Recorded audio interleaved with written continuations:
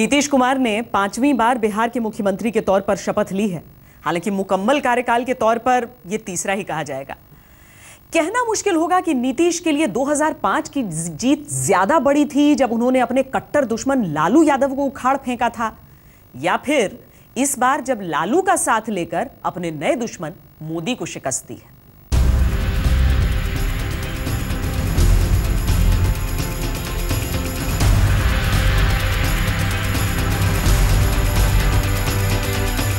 लेकिन नीतीश की खुशी एक ओर है, इस शपथ ग्रहण की गेस्ट लिस्ट में बनते नए नए समीकरण दूसरी ओर।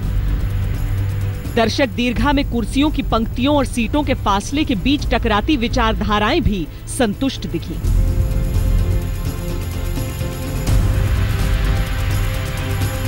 पर भ्रष्टाचार के खिलाफ सबसे बड़े स्वघोषित योद्धा अरविंद केजरीवाल की ये तस्वीर देखिए।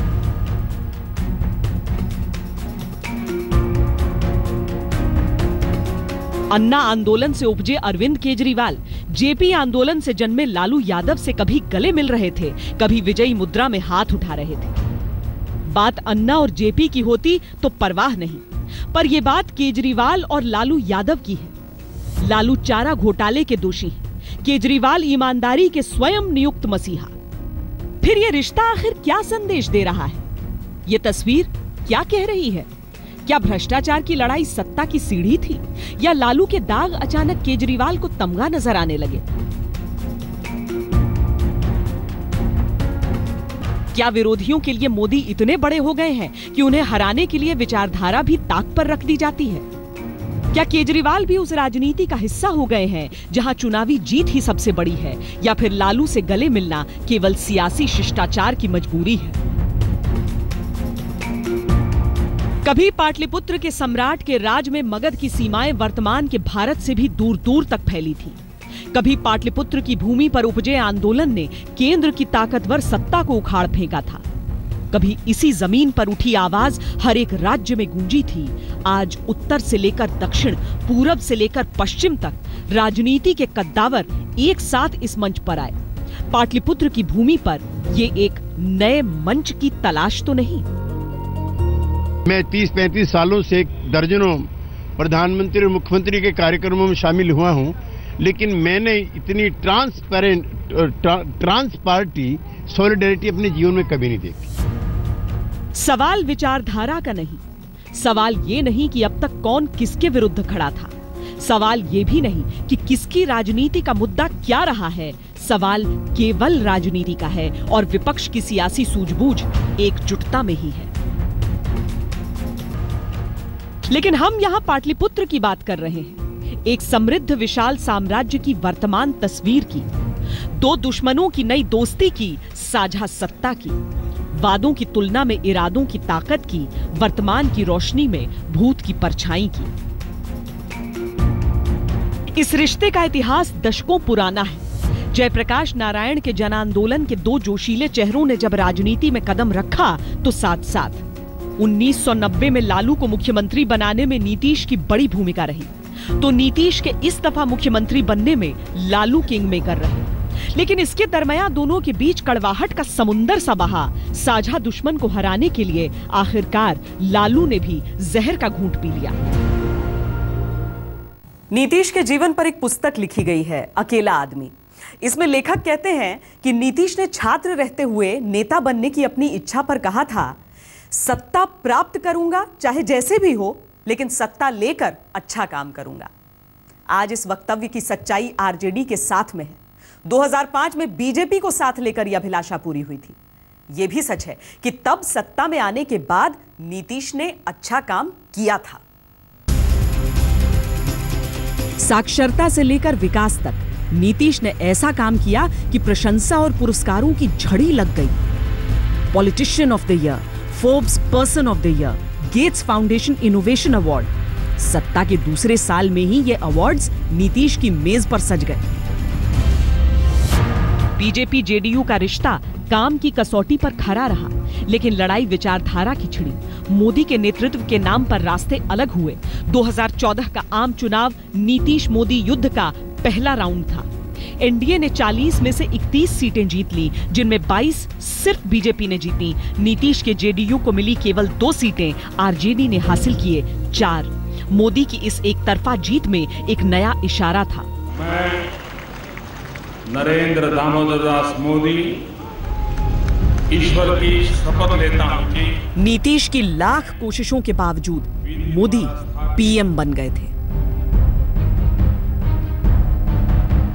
जिस तरह कभी लालू से पहली बार चुनाव हारने के बाद नीतीश राजनीति से ही कटने लगे थे, इस हार के बाद भी उनकी प्रतिक्रिया कमोवेश वैसी ही थी।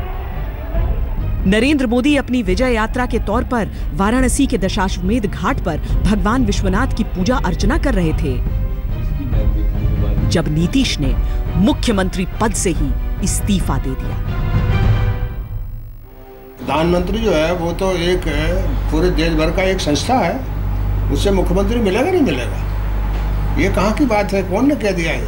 उन्होंने कहा कि जनता ने मेरे खिलाफ वर्डिक्ट दिया है, क्योंकि हमारी सिर्फ 40 में से सिर्फ 2 सीटें आई थी, और उसने कहा कि किसी और को नहीं, मैं इसकी स्वयं नैतिक जिम्मेदारी लेता हूँ और मैं मुख्यमंत्री पद छोड़ता हूँ। नहीं, देखिए, मैं मानता हूँ उनके भी एक तरह से एक महत्वाकांक्षा होना, एक पुराना नेता होने के नाते, और जिनको अडवाणी ने कहा हो कि ये बहुत अच्छे मुख्यमंत्री हैं, वो नेता हो सकते हैं, तो मुझे ऐसा लगता है कि उनकी अपनी महत्वाकांक्षाओं का असर था, और मोदी का विरोध उनको लगता था कि राष्ट्रीय स्तर पर चुनौती देने की स्थिति में है।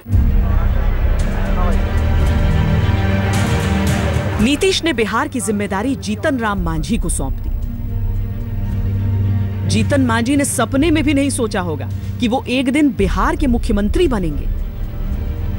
वो नीतीश के विश्वस्त थे, उनके मंत्रिमंडल का हिस्सा थे, लेकिन अचानक सीएम की कुर्सी मिलेगी, ये विश्वास से परे था। तो गत्वा लोग मेरी बात मान गए, मुझे अधिकृत किया, और मैंने श्री जीतन राम मांझी जी का चयन किया, वे मुख्यमंत्री बने, और हम सब लोगों ने पूरा का पूरा सहयोग किया।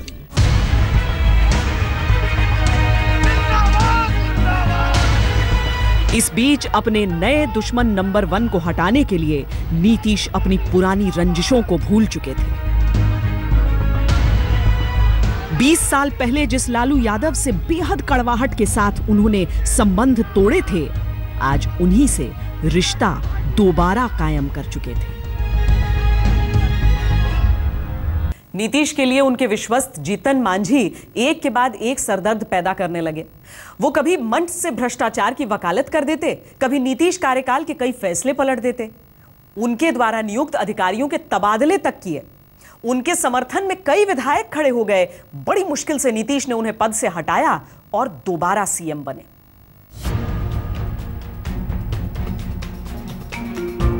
चुनाव से पहले नीतीश वो सारी योजनाएं दुरुस्त कर लेना चाहते थे जिनके दम पर वो वोट मांगते, तो नरेंद्र मोदी भी खुद को बिहार का सबसे बड़ा हितैषी साबित करने में कोई कोर कसर नहीं छोड़ना चाहते थे। 75,000 करोड़ की ज्यादा करो, 80,000 करोड़ की ज्यादा करो, 90,000 करोड़ की ज्यादा करो। मेरे भाइयों बहनों, मैं आज वादा करता हूं, दिल्ली सरकार कान बराबर ठीक रख के सुन लीजिए, दिल्ली सरकार 1.25 लाख करोड़ रुपए का। चुनाव की घोषणा से पहले ही पाटलिपुत्र की जंग तेज हो चुकी थी। राजनीति के दिग्गज, एक से बढ़कर एक वक्ता, इन शख्सियतों के सामने तो कई दफा मुद्दे भी गौण हो जाते थे। नरेंद्र मोदी ने नीतीश के डीएनए पर सवाल उठाए। नीतीश ने इसे बिहार का अपमान बताते हुए उनके पास डीएनए सैंपल भिजवाने शुरू कर दिए। मेरे डीएनए स्वतंत्रता संग्राम के मूल्य है। हमारा डीएनए वही है जो बिहार के लोगों का डीएनए, हमारा डीएनए अलग नहीं है। इस बीच आरएसएस प्रमुख मोहन भागवत के आरक्षण पर बयान को लालू ने चतुराई से लपक लिया। दरअसल भले ही बिहार ने एक बार को लालू यादव को नकारा था, बिहार की राजनीति को आज के दौर में उनसे बेहतर कोई नहीं समझ सकता। फॉरवर्ड बैकवर्ड का पुराना कार्ड नए खेल में भी खूब चला।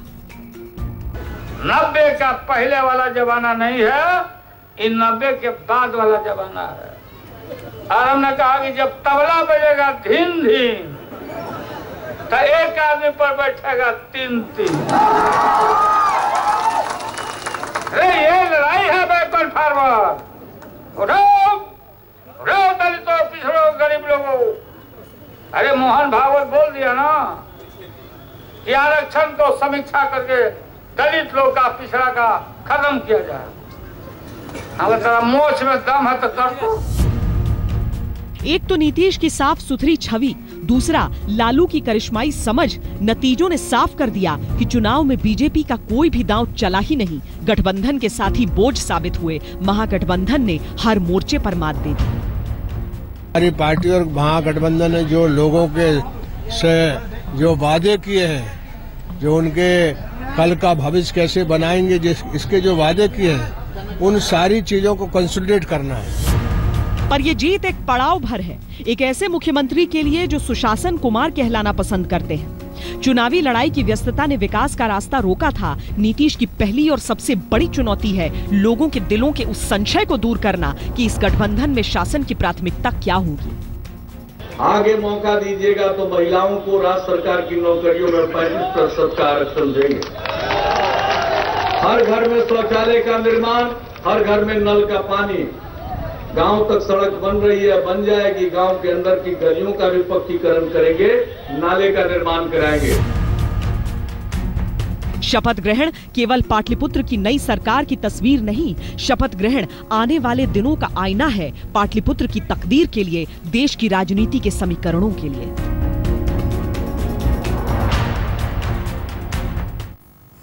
उम्मीद है नीतीश का नारा सच साबित हो, बिहार में बहार हो, पुराने चेहरों के साथ इस नई सरकार का गठन बिहार में विकास लेकर आए। हमारी इस पेशकश में इतना ही। देश और दुनिया की बाकी खबरों के लिए आप देखते रहिए आज तक।